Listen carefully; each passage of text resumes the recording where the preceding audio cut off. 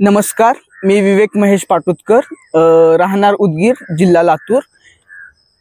माझं शिक्षण BTech mechanical engineering झालेलं आहे VIT युनिव्हर्सिटी येथून 2018 मध्ये, आणि 2018 पासून मी UPSCचा वगैरे अभ्यास चालू होता, स्पर्धा परीक्षेचा। 18 जून 2024 हा एक आयुष्यातील महत्त्वाचा दिवस होता। त्या दिवशी 4 वर्षाच्या अथक परिश्रमानंतर माझा पुरवठा निरीक्षक या पदासाठीचा रिझल्ट लागला होता, आणि फायनल लिस्ट मध्ये नाव बघून त्या दिवशी खूप आनंद झाला होता। 18 जूनला सकाळपासूनच टेलिग्राम ग्रुपवरती अशी न्यूज पसरत होती की आज रिझल्ट येईल। त्यामुळे दिवसभर वेबसाईट चेक करत होतो। संध्याकाळी जेव्हा 5:30 वाजताच्या आसपास जेव्हा रिझल्ट आला, त्यावेळेस अपेक्षा असल्यामुळे आपलं नाव सर्च केलं, आणि जेव्हा माझं नाव दिसलं विवेक महेश पाटोदकर, त्यावेळेस सकारात्मकता होती। पण अजून एकदा मित्राला एकदा कॉल केला आणि एकदा त्याला PDF सेंड करून त्याला एकदा चेक कर म्हणलं की फायनल यादीच आहे का म्हणून।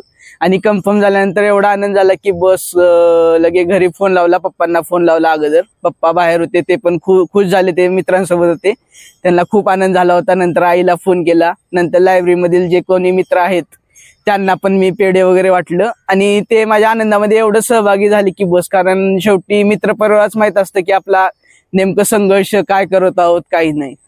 जेव्हा रिझल्ट बद्दल पप्पांना सांगितलं तेव्हा पप्पांना खूप आनंद झाला। पप्पा माझे शिक्षक आहेत, आणि त्यामुळे यांना या स्पर्धा परीक्षेमधली अनिश्चितता पण माहित आहे। त्यामुळे त्यांना पण असं वाटायचं की आपल्या मुलाचं कुठंतरी कधी सेटल होईल वगैरे म्हणून। त्यामुळे जेव्हा त्यांना ही न्यूज कळाली ते खूप आनंदी झाले। त्या दिवशी एकदम घरचे सर्वजण खुश होते, फटाके फोडणं, पेढे वाटणं हेच चालू होतं कॉलनीमध्ये। नंतर पप्पांच्या शाळेमध्ये देखील सत्कार केले, आणि नंतर मग मी जेव्हा घरी गेलो होतो त्यावेळेस पण पप्पाच्या शाळेतील सहकारी येऊन माझा सत्कार वगैरे केले। शेवटी घरच्यांना पण आता समाधान वाटते की कुठं ना कुठं मेहनतीचं फळ भेटलं आहे, त्यामुळे ते पण आता एकदम खुश आहेत। रिझल्ट बद्दल पूर्वीपासून उत्सुकता होती, सकारात्मकता पण होती की रिझल्ट लवकर येईल म्हणून, आणि 18 तारखेला आलेल्या रिझल्ट मध्ये नाव पाहून खूप आनंद झाला। कुठं ना कुठं हे 4 वर्षापासून झालेली सुरुवातीला स्वल्पविराम भेटला। पूर्णविराम म्हणण्याऐवजी मी स्वल्पविराम यामुळे म्हणालो, कारण जेव्हा मी नवीन ही सुरुवात चालू केली होती ते एक स्वप्न मोठं बघून, म्हणजे किमान A ग्रेडची वगैरे पोस्ट घेणं UPSC थ्रू, नाही तर MPSC थ्रू गॅजेटेड पोस्ट घेणं, हे माझं स्वप्न होतं। पण 4-5 वर्षानंतर मिळाल्यानंतरचा आनंद हा पुरवठा निरीक्षकपदी निवड झाल्यानंतरचा आनंद सारखाच आहे, परंतु यापुढे देखील प्रामाणिक प्रयत्न करून आपण जी डिझर्व करतो ते मिळवण्याचा निश्चित प्रयत्न असेल। त्यामुळे मी इथं स्वल्पविराम हा शब्द वापरलेला आहे, कारण ही फक्त सुरुवात आहे स्वप्न साकार करण्याची, यापुढे देखील चालू राहील। जॉब लागल्यामुळं आता आई वडिलांना देखील खूप छान वाटते, त्यांना पण अभिमान वाटतो, आणि त्यांना याची जाणीव आहे की त्यांच्या कष्टाचं फळ कुठंतरी भेटलेलं आहे। आणि समाजातील त्यांच्या सहकाऱ्यांकडून जेव्हा शुभेच्छा दिल्या जातात, अभिनंदन केलं जातं, त्यावेळेस त्यांची मान अभिमानाने ताठ होत आहे। शिक्षणाबद्दल बोलायचं झालं तर माझं सुरुवातीपासूनचं शिक्षण हे खूप चांगल्या ठिकाणी झालेलं आहे। लहानपणीचं शिक्षण माझं 10वी पर्यंत हे लाल बहादूर शास्त्री विद्यालय उदगीर येथे झालेलं आहे। तेथील स्टाफ वगैरे खूप चांगला होता, आणि त्यांचे संस्कार म्हणा आणि शिक्षण म्हणा हे दोन्ही पण चांगल्या प्रकारे माझ्यावर भेटलेलं आहे। नंतर 11वी-12वी साठी मला 10वीला चांगले टक्के पडल्यामुळे 11वी-12वी साठी मी लातूर राजर्षी शाहू महाविद्यालय येथे ऍडमिशन भेटलं होतं। तिथं पण मी मेहनत करून नंतर इंजिनिअरिंग साठी VIT युनिव्हर्सिटी वेल्लोर तामिळनाडू येथे ऍडमिशन घेतलं होतं, आणि अशा प्रकारे माझं तिथं BTech कंप्लीट झाल्यानंतर मी या स्पर्धा परीक्षेच्या क्षेत्राकडे वळलो आहे। माझा आतापर्यंतचा स्पर्धा परीक्षेतील प्रवास 2018 ऑगस्ट पासून चालू केलेला होता अभ्यास। सुरुवातीला फक्त UPSC फोकस होतं, पण नंतर SSC पण चालू केलं। SSCच्या कंटिन्यू 4 वर्ष लगातार मेन्स देत होतो, पण फायनल रिझल्ट मध्ये कुठंच म्हणजे आपले जे हार्डवर्क असतात ते कन्वर्ट होत नव्हते। 4 वर्षामध्ये खूप काही प्रॉब्लेम आले, कोरोनाचा काळ म्हणा, काय इतर म्हणा, प्री मेन्स या चक्रामध्ये अडकून कधी कधी एकदाच कधी पोस्ट निघल याबद्दल शासनता पण वाटायची, सकारात्मकतावर कधी कधी कमीपणा म्हणजे नकारात्मकता निर्माण व्हायची कधी कधी, परंतु कंटिन्यू अभ्यास चालू ठेवला होता, त्याच्यामुळे वाटत होतं कुठं ना कुठं रिझल्ट येईल, आणि ते या रिझल्ट मध्ये कन्वर्ट झालेलं आहे या पोस्टसाठी। लहानपणापासूनचं शिक्षण एकदम चांगल्या रीतीने झाल्यामुळं स्वप्न लवकर पूर्ण होतील असं वाटत होतं. 2018ला चालू केल्यानंतर रिझल्ट लवकर येतील असं वाटत होतं, परंतु पुढे गेल्यानंतर कळालं की या स्पर्धात्मक जगामध्ये अनिश्चितता पण खूप सारी आहे.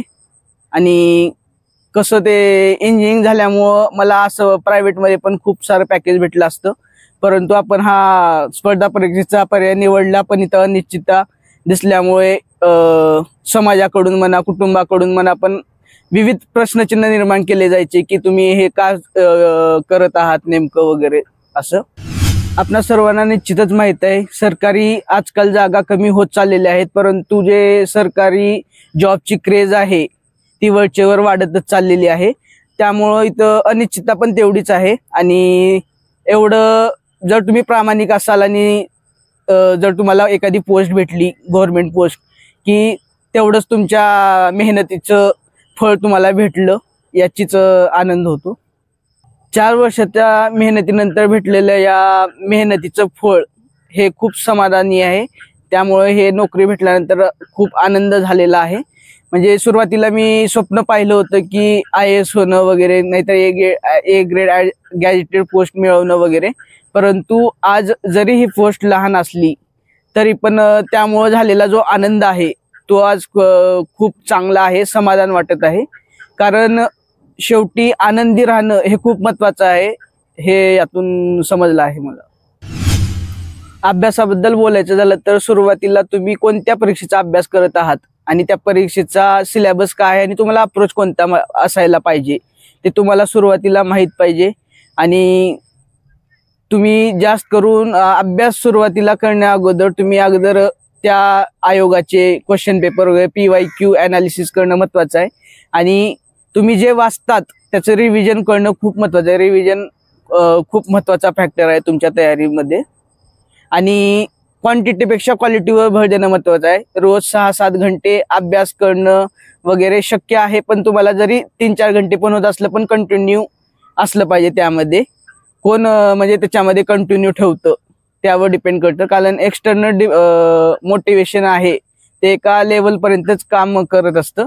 त्यामुळे तुम्ही किती शिस्तीमध्ये लावता तुमची तयारी यावर तुमचं यश अवलंबून असतं. या स्पर्धा परीक्षेच्या तयारीच्या दरम्यान रिझल्ट लागूपर्यंत नेहमी कधी कधी 1 आठवड्याला म्हणा, महिन्याला म्हणा, नर्वसनेस यायचा. या काळामध्ये माझ्या घरच्यांनी आणि माझे जे कोणी सहकारी मित्र आहेत यांचा मला खूप फायदा झाला. घरच्यांना पण असं वाटायचं की इंजिनिअरिंगला माझं डीम्ड युनिव्हर्सिटीमधून हे झालं, शिक्षण झालं होतं, त्यामुळे तिथं पण नाही 15 ते 20 लाख खर्च आलेला होता. त्यामुळे त्यानंतर देखील मला इकडल्या अभ्यासासाठी सपोर्ट करायचे. पण 3-4 वर्ष तयारीनंतर त्यांना पण थोडंफार हे वाटायचं, परंतु ते नेहमी मला सपोर्ट करायचे. त्यामुळं मेंटल स्टेबिलिटी खूप महत्त्वाची आहे आणि ते देणारं कोणीतरी जवळ असणं हे सर्वात महत्त्वाचं आहे. आणि ते घरचेच आपली चांगली जिम्मेदारी निभावू शकतात. या प्रवासामध्ये मला खूप जणांचा पाठिंबा भेटलेला आहे. त्यांच्या सपोर्टशिवाय मी काहीच करू शकलो नसतो. त्यामध्ये आईनं माझ्यावर लहानपणापासून माझ्या मेहनतीवर विश्वास दाखवलेला आहे. लहानपणी असताना आई माझ्या नेहमी अभ्यास वगैरे घ्यायची, प्रश्न विचारायची.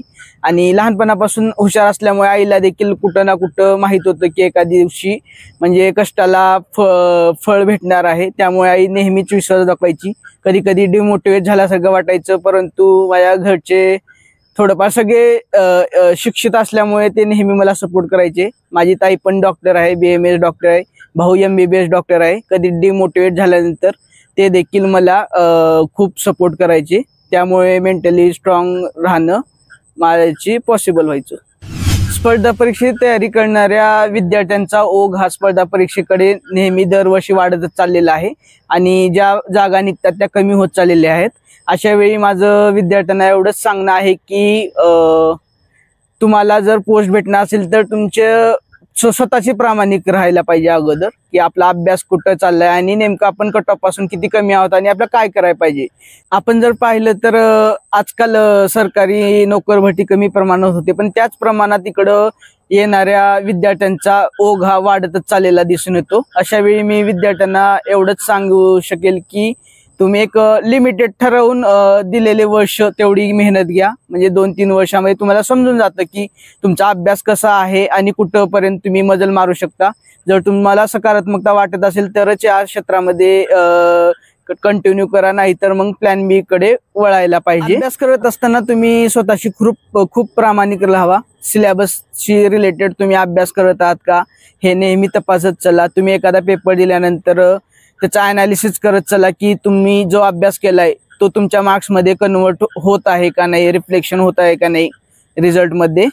आणि 2-3 वर्ष मेहनत करून देखील तुम्हाला जर फळ भेटत नसेल तर तुम्ही प्लॅन बी कडे वळायला पाहिजे. कारण पदवीनंतरचा जो काळ असतो तो खरं तर सेटल होण्यासाठी असतो लाईफमध्ये. म्हणजे तुम्ही एवढा बहुमूल्य आयुष्याचा वेळ तुम्ही 3-4 वर्ष देणार आहात, त्यामुळे तुमचा प्रयत्न देखील हे प्रामाणिक असायला पाहिजे. स्पर्धा परीक्षेत येण्यापूर्वी सुरुवातीचं ध्येय हेच होतं की आपण समाजाला काहीतरी देणं लागतो आणि त्यासाठी आपण हा अभ्यास करतोय. कारण UPSC क्रॅक करणं नाही तर कोणत्या पण एक्झाम क्रॅक करणे हे फक्त माध्यम आहे. ध्येय प्रत्येकाचं वेगळं असतं. आपण समाजासाठी काहीतरी देणं घेणं लागतो. त्यामुळे मी वैयक्तिकपणे याचा अभ्यास करत होतो आणि आज जी काही पोस्ट भेटली आहे आपण किमान त्या सिस्टीम मध्ये प्रवेश तर केला आहे. आणि मला वाटतं की सिस्टीम मधला प्रत्येक माणूस हा महत्वाचा असतो आणि तो पूर्ण सिस्टीम बदलू शकत नाही, पण काहीतरी सकारात्मक काम तो करून लोकांच्या चेहऱ्यावरची हास्य निर्माण करू शकतो व नेहमी मी त्यासाठीच प्रयत्न करेन.